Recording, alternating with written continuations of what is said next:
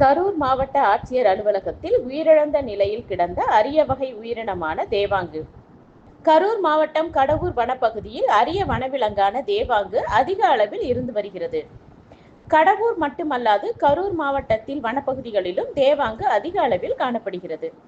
இந்த நிலையில் கரூர் மாவட்ட ஆட்சியர் அலுவலகத்தில் நுழைவு வாயில் அருகே பொதுமக்கள் கார் மற்றும் இருசக்கர வாகனங்கள் நிறுத்தும் இடத்தில் அரிய வகை உயிரினமான தேவாங்கு இறந்த நிலையில் கிடந்துள்ளது.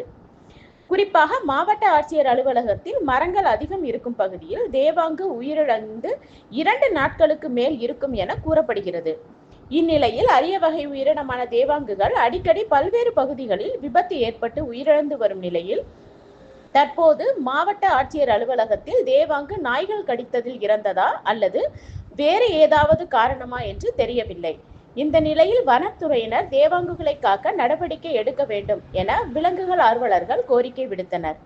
மேலும் உடனடியாக அரசு அறிவித்தது போல் கடவூர் வனப்பகுதியில் தேவாங்கு சரணாலயம் அமைத்து தேவாங்குகளை காக்க வேண்டும் என கோரிக்கை விடுத்துள்ளனர்.